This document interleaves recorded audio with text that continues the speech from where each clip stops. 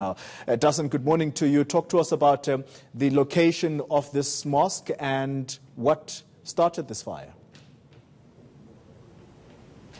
Polly, this mosque is in the north of Durban, in fact, in the area of Effingham Heights, the Faizane Mariam Masjid. And I'm standing outside now, and while I speak to you, I'll just ask my colleague Francois to show you where it all started, apparently. This is the front of the mosque, and as we understand it, there was something that was thrown in through the front of the mosque that then started this fire. Now, that happened at around 1 o'clock this morning. There was someone inside.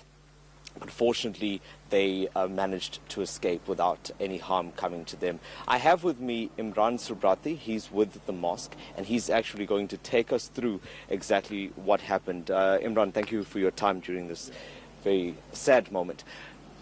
Just take us through when you got the call and what exactly happened. I'm just going to walk you inside just to give me an idea of what it looks like. As you pointed out, we had somebody who was sleeping in the back end of the mosque, and he was awakened to the sound of glasses, of shattering glass. So when he popped his head here, and that glass was shattered here. Now this area here is the entrance to the ladies section of the mosque. So it's alleged that the glass was shattered there. So that gentleman was sleeping, they were sleeping at the back end. So when he popped his head and came through there, first he heard the sound of glass. Upon trying to investigate what was the cause, he comes here and he sees his entire place engulfed in flames. Did he manage to get a look at who could have done this? No, not at all. It was obviously very dark. It was about 1 o'clock in the morning when this happened. He didn't get a look at all because it was outside. Whoever did this was outside. Just as we go further in, Imran, what is the extent of the damage here?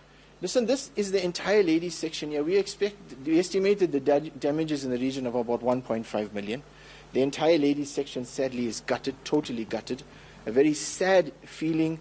Earlier this morning we had ladies coming in here in tears and crying because just yesterday, every Sunday, they have a wonderful program, and yesterday they were here all happy and had a wonderful program, and today to see their section to be burnt.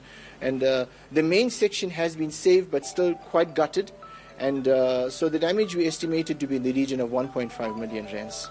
And this mosque has been here for a while, around 20 years, you said? It was built in 2000, around 20 years it's been here. Any idea as to why someone would do this here? Now, there has been some speculation. I have been seeing messages, and maybe you are the person to answer this. Has there been any kind of infighting at this mosque? Listen, it has had some not so good social media coverage, but I don't want to speculate. I think we've handed all the evidence and information, as well as, fortunately, there was a camera placed outside, so that the Hawks and the crime intelligence have uplifted that now. And we're hoping that will throw a lot of information to who the possible suspects are. But we don't want to speculate. And one question was often asked of me, is this a repeat of the Ottawa? And I want to say that we as officials of the masjid do not believe that it's a repeat of the Ottawa saga or the type of conflict that may have led to the Ottawa saga. And just lastly, Imran, what are you going to do now? Obviously, your worshippers wouldn't be able to make use of this venue at the moment.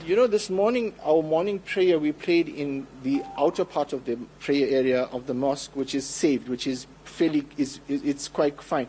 But that only accommodates about 70 to 80 worshippers. Friday, we're going to have 400 to 500 converging here.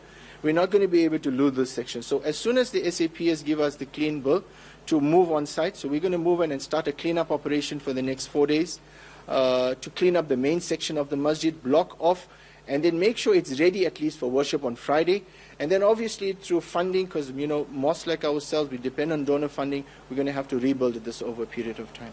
Thank you very much, Imran, and I wish you all the best with that repair. Koli, that is Imran Subrati saying that they don't want to speculate about the motive, and the police are still investigating at this point. In fact, as we speak, some of them are outside, and they are combing the scene to find some evidence to lead them to those that caused this crime.